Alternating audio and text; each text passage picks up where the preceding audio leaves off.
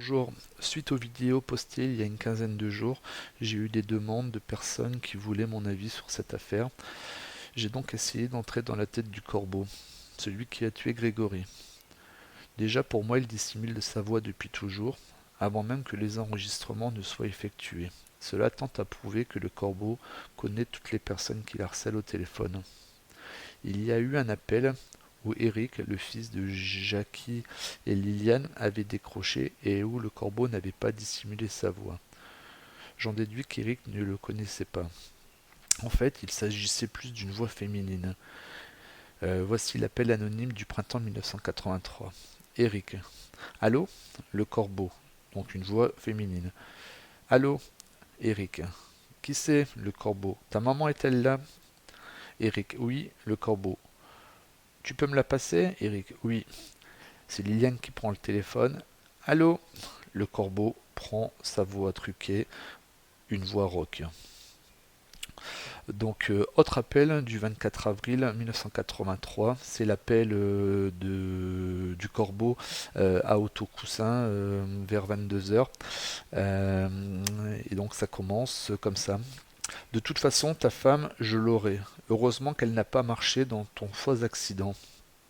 Jean-Marie, oh, le corbeau, on l'attendait à la sortie d'Auxelles.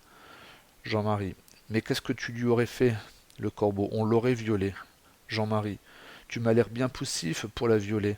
Le corbeau, je me contenterai de la tenir, le jeune fera le boulot. Bon, donc là, ce que je trouve assez étrange dans ce passage, c'est qu'après avoir été plus ou moins qualifié d'impuissant par Jean-Marie, le corbeau lui indique que c'est un jeune qui violera Christine. Je trouve ça complètement fou qu'un individu aussi narcissique ne réponde pas quelque chose du genre tu verras ce je lui aurais fait.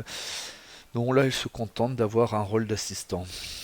Pour ma part, je ne pense pas qu'un homme normalement constitué aurait répondu ça. Dernier point, le 16 octobre, vers 17 heures. Grégory est sur son tac caillou. Christine est dans la maison, volet fermé. Jean-Marie est au travail et ne doit pas rentrer avant 21 heures, 21h30, puisqu'il était de l'après-midi. Ma question est la suivante.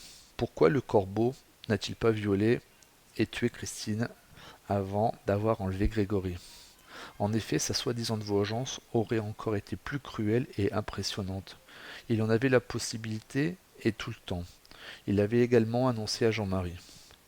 Moi personnellement, je pense que le corbeau ne voulait pas se venger de Jean-Marie, mais qu'il voulait se venger de Christine. Mais surtout que le tueur est en fait une tueuse. Laissez-moi des messages, abonnez-vous et je vous communiquerai ma thèse sur le reste de cette affaire. Voilà, au revoir.